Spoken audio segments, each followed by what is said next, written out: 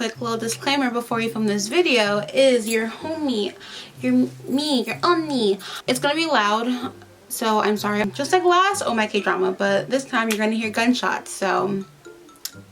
Okay, so hi guys, we're back with another episode of Oh My K-Drama. How excited are we? Thank you. I hear the excitement coming from within. I don't want to look at like the viewfinder because I really want to like look at the lens, but I'm trying to make sure that it stays focused, so I'm gonna be shifting back and forth. I'm sorry. I realized last video that I was like, oh my god, I can't, or I'm so sorry I haven't done this K-drama, Oh My K-Drama yet for this drama because it's like 35 episodes. You guys, this K-drama was only 16 episodes, just like every other K-drama. But I think when they show it like on TV, like when it's ongoing, each episode is only 30 minutes instead of an hour. So that's my thought. So sorry it took me so long to do this, but I'm doing it. Again, user, hopefully you're still here. If you're not, it's totally fine. But if you happen to come across this video again, hi. Okay, let's start. So, the K-drama we are going to be talking about today is going to be While You Were Sleeping, just in case you didn't look at the title of the video.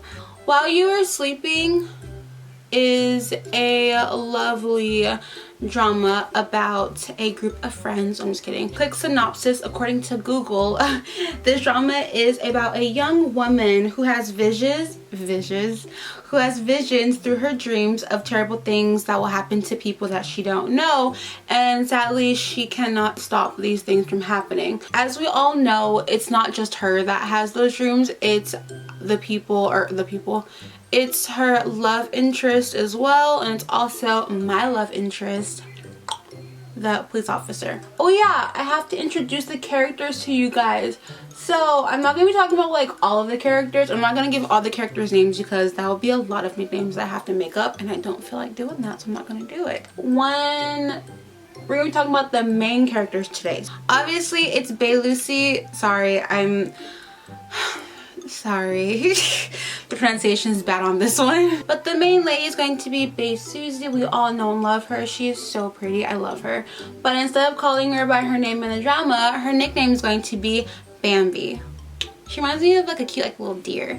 We also have Bookworm. Bookworm is played by Jong Suk. His name is Bookworm because he's from Romance is a Bonus Book.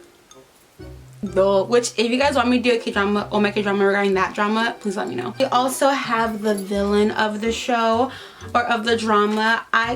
His nickname is going to be Mean But Cute, because that guy was really cute. Like in the beginning I was like, oh my god, like, I hate you, like you were bad, like bad boy. But like as the drama went on, I was like, okay, I get it. I mean, I don't get it, like he's bad, but like he was really cute, so it's like give him a chance to redeem himself, you know? We also have Appa Choi. I call him Appa Choi. You guys already know.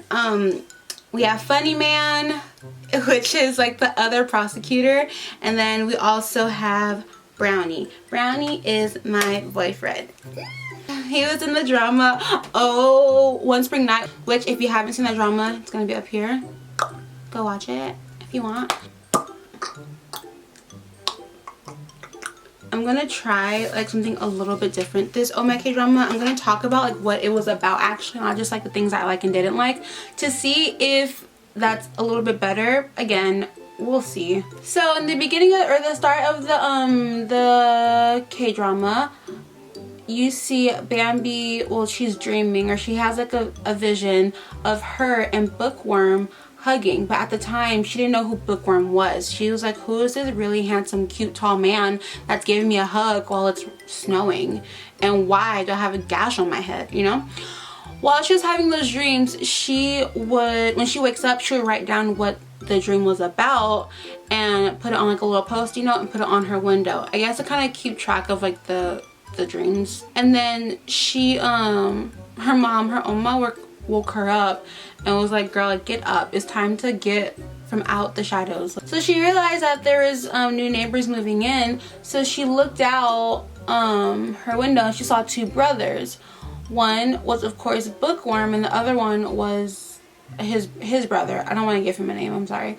His younger brother. She was like, oh, she was shook. She was like, Mom, like that's him, like he's here, like that boy, he is in my dreams and I was hugging him, girl. And then Mom was like, I'm just kidding. She was like, well, like go say something. And she was like, no, I don't want to. Cause Bambi and Mr. Mean but cute, we'll call him MBC. MBC. Bambi and MBC, they had a date that night. Oh yeah, so when she saw Bookworm from across the street, she was shook because she was like, oh my god, like it's the man of my dreams. Like literally, like it's the man from her dreams, you know? So I don't know why, but she didn't want to like talk to him or to see him at that time. So he tried to go over to their house because he's like, you know, like the new neighbor, and he wanted to bring them tteokbokki, but not, I think just tok, like the rice cake. He like was at their door. He was like, 안녕하십니까, like, you know, hi, here we want to bring you some tok, like we're your new neighbors. And she was like, we will not be accepting any more anything from neighbors, sorry, and like hung up, like the little intercom thing.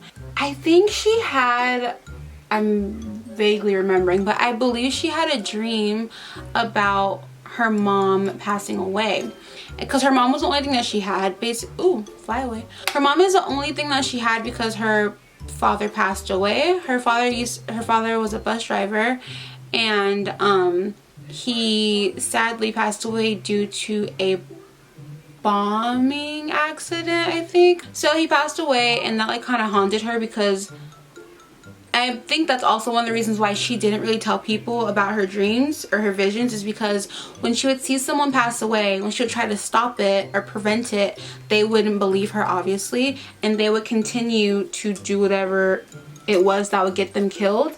Like the guy with the oh my god, cigarette or lighter thing, like she told him like, hey, do not go to whatever, like you're gonna die. And he was like, girl, shut up. And then now look at him, dead. Which, if I'm being completely honest, I wouldn't believe her either. I would listen to her. Like if someone came up to me and was like, I know when you're gonna die, like do not go there, I would be like, okay. Like I wouldn't go. Back to Bambi. So Bambi, she's not working at the moment, but she actually used to be a, what is it, like a news reporter. She I don't know why did she stop? Do you guys remember why she stopped doing it? I can't remember. Was it because of her dad passing away? No, because it was like when she was younger. She used to be a news reporter. Now she works at a samgyeopsal restaurant, or samgyeopsal, what is it? Samgyeopsal 식당? Now moving over to our homie Bookworm. Bookworm is a prosecutor. He's a rookie prosecutor. He just started at a new, is it like a law firm? Is that where prosecutors work? I don't know. And he's the new kid on the block, so people were like, because he's so like, he's so funny. Like when he first got there, like when you first watch it, you see him like first entering the law firm, and he's like taking pictures of himself and like, and when I first watched it, I was like, I'm not gonna like you if you're doing things like that. As you keep watching, you realize why he's doing that, and then you're like, oh my god, I'm gonna cry. Because when his dad passed away, his dad wanted him to be a prosecutor, so he was taking those pictures to put it on his dad's like funeral spot, I guess, to like show, not funeral, is it a funeral? No, it's not a funeral, like a memorial station, but it's like where they put like the stuff to like, oh my god, to show him, I guess to show his dad that, you know, I did it, you know, I told you I was gonna do it, and like I did it. Looking at it now, it's like, aww, that was sweet. Looking at it back then, I was like, bruh, what are you doing? He works with a group of other prosecutor people, and of course they're looking at him like he's not gonna do well here. And in the beginning, I thought he wasn't gonna do well either, because he was taking a very long time to like finish like certain cases, and I was just like, this is not looking good. His partner in crime, I guess you can say, was Appa Choi or Papa Choi. And Papa Choi just like had his back, you know? He would try to have his back. Actually no, I think he had his back. Even though like Bookworm would kind of like not do things like by the rules, Papa Choi would still like help him in any way he can. Even when other people in the law firm like didn't like believe in him, Papa Choi, like he still kind of like believed in him, which I was like, oh my god, that's so nice. He has a bro like that's so sweet. And we find out that our homeboy, he has these visions too. He has these dreams, these premonitions, and he had the biggest premonition or vision about Bambi's like life. He initially seen Bambi's whole life crumble. So his vision was, you guys remember, his vision was basically he saw Bambi going on a date with NBC, that's her boo, and then he sees them getting into a car accident, maybe like the car like skirt or something, and he hit Brownie because he was walking at night in the snow. Like, that makes sense, Bambi. I mean, Brownie. Let's make better choices, Brownie. Just like I have to make better choices with my camera. He had to think of a way to stop the accident from happening. So he decided to follow them in his car, and before they... Okay, because here's the thing. NBC was going to kill Brownie on accident, of course. After that, because he wasn't gonna... what's the girl's name? Bambi was going to be passed out, and NBC was still going to be awake. So he was going to, because they killed someone, so he was going to take her out of the passenger seat, put her in the driver's seat. He was going to get in the passenger seat and act like he was passed out. I know, what a douchebag. With that being said, he was gonna be like, oh my god, you know, like, oh ow, like I passed out, like look, she was driving, like.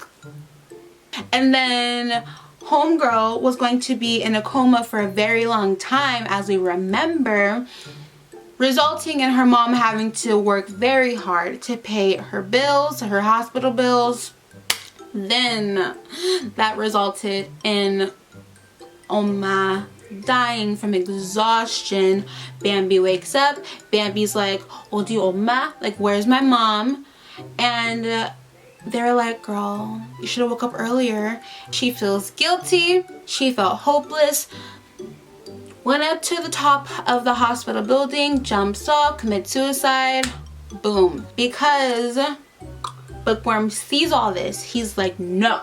So that's when he goes, tries to, he follows them, hits their car, stops them from hitting my boo, aka Brownie, and saves the day. That's when Bambi gets out of the car and she's like, oh my god, like this is the moment. This is the moment. Sorry. So that's when she sees Bookworm. She gets out of the car, she hugs him, and that was the vision that she's seen. So Bookworm, he just won a million points. He saved my boo from dying, and he also saved her Oma from passing away as well, which is what she wanted to prevent. And that was all in the first episode. Talk about exhaustion. In the beginning, I was confused. I was like, what the heck is going on here? Like, Jesus Christ, there was so much to unpack. I wasn't doing a very good job with unpacking it, because it was coming too quick. So that's when I start disliking NBC, because I'm like, oh my god, you literally were gonna frame your girlfriend and try to like make her take the blame for your wrongdoing, and it was an accident. Oh my god, I have oh my god, I have, okay, just stopping all of that bad stuff from happening. You would think that Brownie or that Bookworm would be like, oh my god, like we did good, like we are a team now, like good job, girl. You would think that, wouldn't you? Yeah, no, it didn't happen that way. He actually like tried to convince Brownie that, or tried to convince Bambi that she was crazy. Like, that's not real. You can't do that. Like, you don't have visions like that. And it's like, so it's like, why go through all that trouble if these visions are fake. Exactly. I kind of loved she like still took it, or she still treated him like boy, you crazy. Okay, I know. Let me wipe this off real quick. Hold on. You guys, I just tried to rub it like off and it like rubbed in. Oh my god. Oh my god. Jesus, this palette is dangerous. Bookworm, after that, I don't know why, but he didn't want to believe that like that all that was true. That, you know, they have like these really cool visions that they're able to help people. He was like, no, that's fake, girl. Like, you're crazy. Instead of like being all sad and, oh my god, he doesn't believe me, she like proved to him that it was real, like by being at certain places, or like giving him an umbrella because she knew it was gonna rain, and then it will start raining, and then he'll be like, oh. We find out that Brownie, aka my husband, aka my boo, aka the cutest boy ever, we find out that he has, again, the ability to have these visions as well. And he has a vision of, I think, the Bookworm's brother getting handcuffed and put into jail. Plot twist, wow, so quick. And we're like, what the F happened? So Bookworm's brother has a crush on this annoying little girl. The girl was so annoying. She's just like a little snobby piano kid. She's like the most like popular girl in school. Everyone like loves her and like wants her, like. And she was really famous at school and just like in general because she played the piano really well. And while at a recital, or after a recital, her dad was like someone like famous or like of importance in the city, in the town. After one of her recitals, her mom actually passes out, and people were like, oh my god, because like all of like the reporters were there, and everyone was like, oh my god, she fell, like get her, catch her. They happen to like move her shirt, or like look at her shirt, and they see footprints. Like, ma'am, why do you have footprints on your shirt, you know? Like, the daughter sees this and she's like, oh my god, it happened again. If you guys don't already catch my drift, daddy over here is abusive, and he was abusing oh my god, that was embarrassing. He was abusing the mom again. A quick little side note here, do not abuse your person, and if you are in an abusive relationship, please get help. Do not stay in that. Please don't. You trust me, you can get help. Just say, go to someone to get help, okay? I don't want my babes getting hurt out there, all right?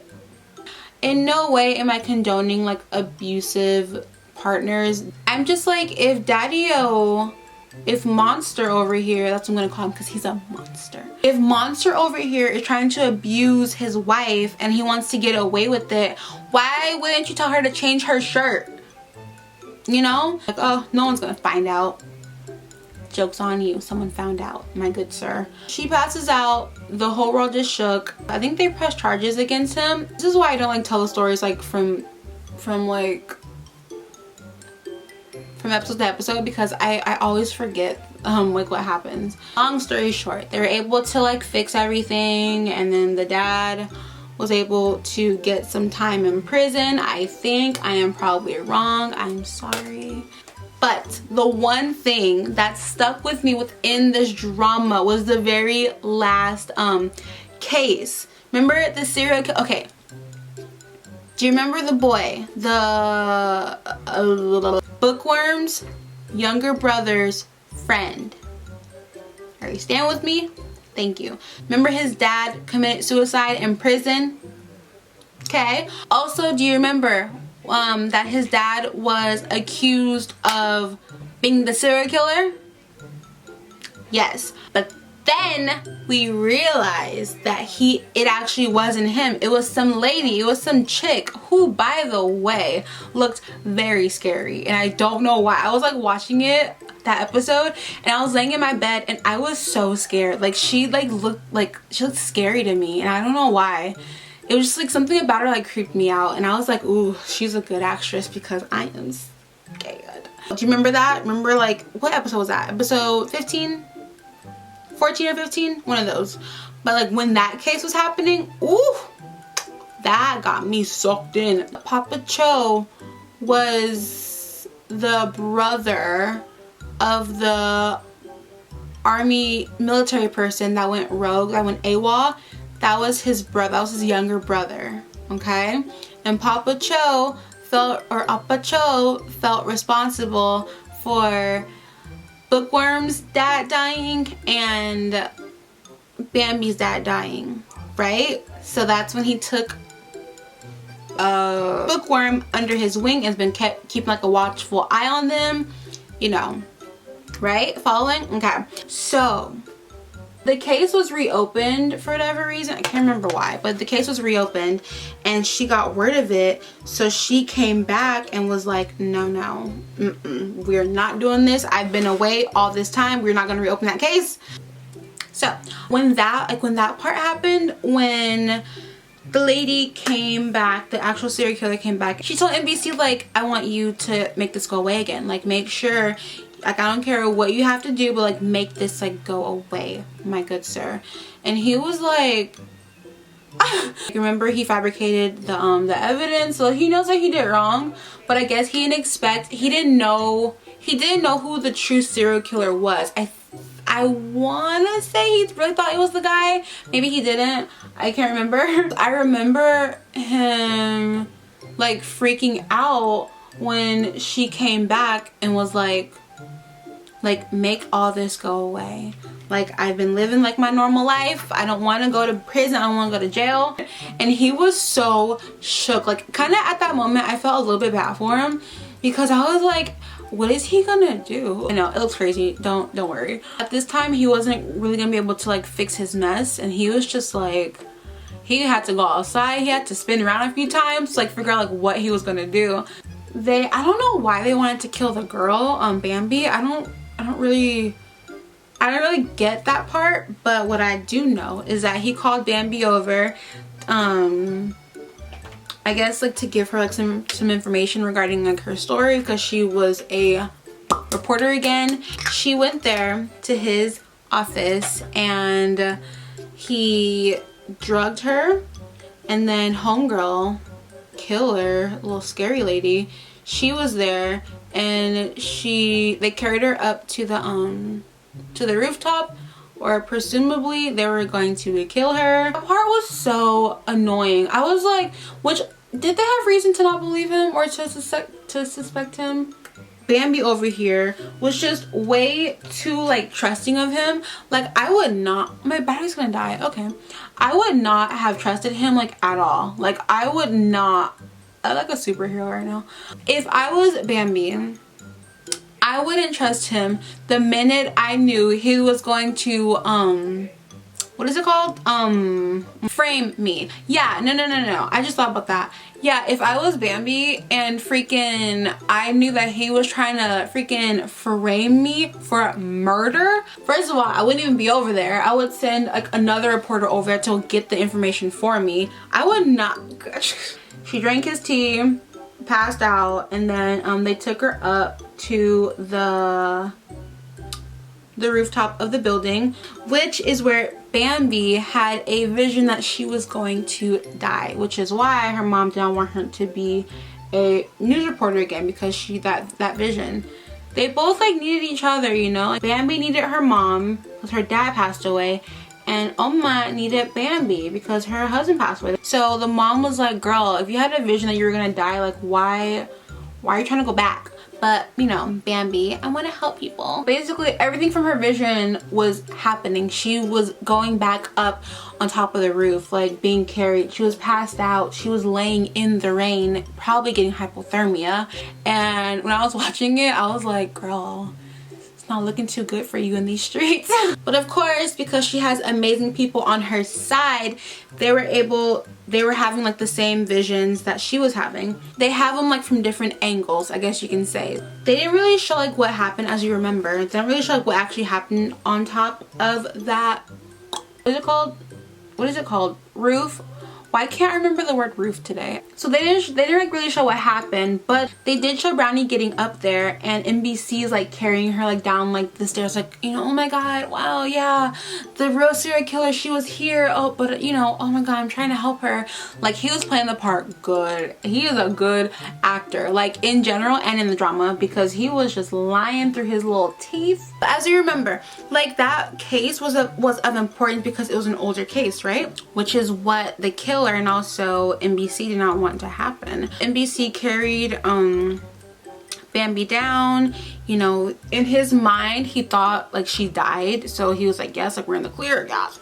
Turns out she was just like in a coma, and she did not die. Plot twist. So when they were in the hospital and the what are they called, police officers had to like, or detectives had to go asking questions like, oh hey, like, you know, like, what happened? One, you know, Bambi was down for the count. NBC was drugged, and the true serial killer actually was dead. Dun dun dun. Homeboy is saying that the true serial killer, you know, tried to kill them both, and you know, he pushed her off, you know, the roof. Oh, there's something in my eye, hold on. What's in my eye? So yeah, NBC just trying to tell them like, oh my god, yeah, like, you know, she tried to kill both of us, and you know, like, I got away, I tried to save homegirl, but you know, I couldn't save her, putting his whole like little spin on it. And the detectives were like, oh, well, actually, my good sir, homegirl is alive and well. The reason why he didn't want her to be alive and well is because obviously she knows what truly happened. She knows that NBC was trying to kill her, and that he was in cahoots with the actual serial killer. So when he found out that that girl was still alive, he was like, oh shit. So yeah, of course they had to go to trial. He needed someone to represent him, so he got like, quote, best of the prosecutors to represent him. He was actually like the director, like the manager of like the entire law firm. So, you know, the director dude, so the reason why the man, like the director dude, took on his case wasn't because he like believed him. No, he didn't want a big scandal to happen at his law firm. He was like, oh, this will be easy, like, cause like you wouldn't have killed someone, so like we shouldn't be worried, right? And NBC was like, well, sir. So they had to go to trial, you know, all that stuff. And when they went to trial, they had to talk about, of course, like the case from the past. And what's NBC was trying to put some of the blame on Mr. Choi, Appa Choi, and which was not fair, by the way, because NBC was the reason why that other gentleman got put away in jail, because he planted false evidence, which in result got the man arrested and he went to jail, prison, whatever, and then that resulted in him killing himself. They're trying to like put the spin on it that it was Appa Choi's fault, and like our lovely bookworm, who became an amazing prosecutor, was like, no bish. And he was able to kind of like, the questions he asked, like kind of like, you know, you guys remember, help the fault be turned towards NBC and not Appa Choi. I was so scared of that part. I was like, oh my god, Appa Choi is gonna go to prison. They all had to testify, you know, during that time. We had to testify, Brownie had to testify, and so did Appa Choi. And they were like, we got this in the bag because we had a witness. Who was the witness? Brownie. But here was the kicker, my friends. Brownie, remember, was colorblind. Because, what's her name? Bambi was like, there was two umbrellas, you know, one was this color, one was that color, one was green and one was red, I believe. They were gonna ask the witness, i.e. Brownie, like, okay, what color were the umbrellas? Like, there were two umbrellas, like, can you describe them? Which, when you're describing something, you will say the color of the thing, of the object. Great. You know, if you're colorblind, well, I don't know about like, I don't know how true that is, but if you're colorblind, you can't be a police officer. Again, that's not factual because I don't know, but like in the drama you couldn't be a police officer if you were colorblind. So Bambi, like, she of course knew that he was colorblind, so she told him like, you can't mess this up, like he needs to go to prison. And he was like, no, I'm sorry, at first she wanted him to run away. She was like leave, like I'll tell him you're sick, but like leave. If you tell someone that you're colorblind, you will be fired from your job. And you know, his whole life he wanted to be a police officer and all that stuff. And he was like, I'm not gonna run away anymore. And she was like, what? Like, this isn't the time to be all like deep and like philosophical, like just say the colors that I'm telling you. He was like, I got this, girl. So when they went to the stand, you know, he had to like swear in, like, I won't lie, I'll tell the truth, nothing but the truth, like, you know, like whatever they say in the courtrooms. When asked about the color of the umbrellas, that's when he came out and was like, I'm colorblind. Ooh. NBC and like his little person was like, we got this in the bag. Like, he can't see colors? He can't see colors? You can't use his evidence if he can't see the color of the umbrellas. Like, it was said that Brownie was able to describe colors better than actually like people that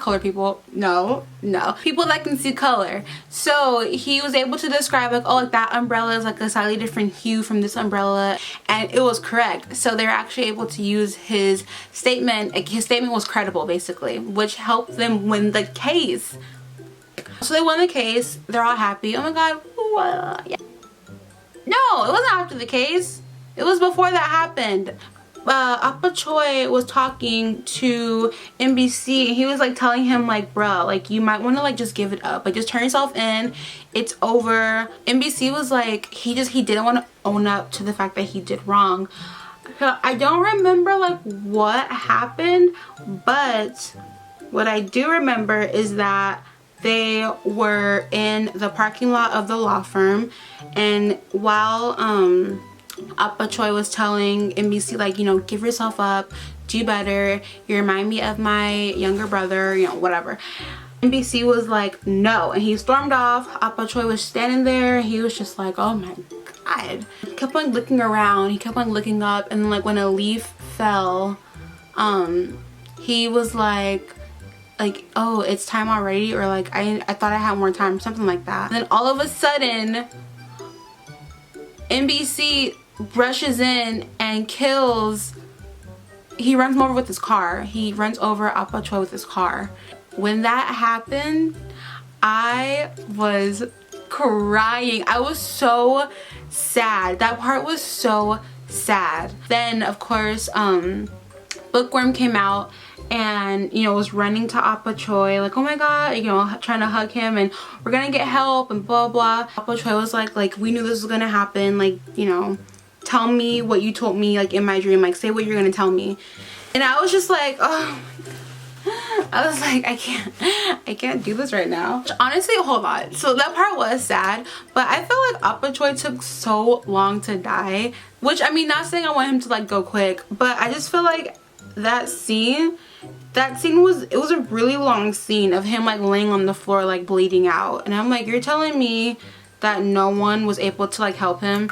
Like the ambulance took that long to come get him, like he couldn't be saved, no one was able to come to get him. So that was like the only part that was like, really? After that, that's when they went in the court, and that's when Brownie had to testify and all that stuff. Of course, we're going back, sorry, I'm like jumping all over the place. Appa Choi passed away, RIP, and then Brownie was able to testify and he confessed that he was colorblind. His partner was like, why would you do that? Like, because everyone knew the second that he confessed that he was colorblind, he was not going to be a police officer anymore. And he confessed, and you know, they helped with the case, you know, won, you know, woo, everyone wins. Bambi went into the hallway and she hears someone yelling, and it's Brownie and his partner. And his partner was like yelling at him like, why would you do that? Like, now you can't be an officer, like, you know, like what, why? That scene. That scene was so sad. So Brownie was trying to be all like, oh, like, you know, it's okay, like, I'm okay, like, it's okay, you know, we helped so and so, like, and he was like, you know, it was good working with you. He like did this, and then all of a sudden, like, he started crying, and that part was I start crying right now. That part was so sad. And then you find out that he is like alone, like his parents divorced, and you know, he wanted to be like, why are my eyes getting watery? But like that part was so sad. He is such a good actor, because when that part came up, I was like borderline sobbing. That, oh my god, that part was so sad. I thought that like maybe they're gonna be like, oh, like JK, you know, he can still be an officer, but he just has to do paperwork. But like no, like he wasn't an officer anymore. That's one thing about K-dramas that don't really happen a lot, is like happy endings. I'm just kidding. They have happy endings sometimes, but like for the most part, like I know in some like American TV shows, if that were to happen, they would like write it in a way that he was still able to be an officer, like, you know, he was still able to have his dream job, you know, etc. But in K-dramas, they're like, no. That's like one thing that I did not like about the drama. Not that I didn't like, but that just like it got to me, was episode, I want to say that was episode 15. I think 15 or 14, or was it episode 16? Was it episode 16? Whatever episode it was, I did not like that episode. It was, oh, uh-oh, feelings coming back up. I was emotionally drained after watching it, and I was just like, I can't, like I can't. It was a really good drama. I did like it. I'm not done, don't worry babes, don't worry, I'm not finished yet. I'm not finished. Oh, where's my, oh my god, you guys, I forgot my lashes. Hold on. Lashes on. Okay, so yeah, the drama was actually really funny. It was really cute. One thing that I really loved about the drama was I call him Funny Man. He was actually from the drama, my very second drama that I watched, which was Hell in My 20s. He was another prosecutor, but he was just so funny. I like seeing him like being really goofy and just like loud and like crazy and just like stupid. Like he was really funny. One part that I really liked in the drama was when what happened? I think he was in the, he meaning Brownie, I think he was in the hospital, and Brownie was in the hospital, Bookworm was in there with him, and Brownie had his shirt off, and Bookworm was like, oh, you know, like, wow, like good looking, like your body is like perfect.